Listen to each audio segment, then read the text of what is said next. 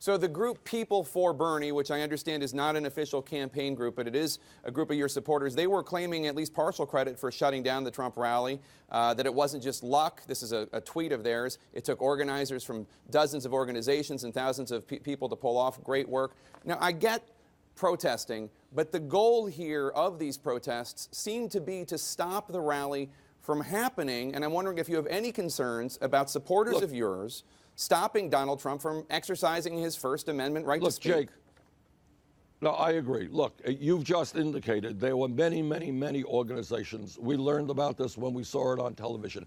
Our campaign had nothing to do about it.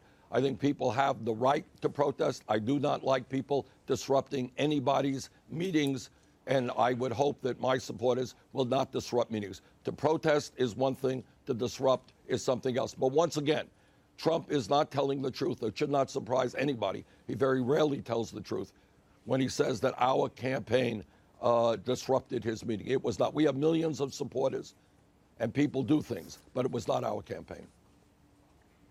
But just to be clear, any violence, any disruption that is inappropriate from any of your supporters, you denounce, and you would tell your supporters not to do that? Absolutely. But I also think, and again, this is not just me talking.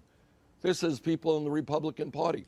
As I understand it, Jake, Donald Trump's own campaign manager is now up on charges for assaulting a female reporter, bruising her.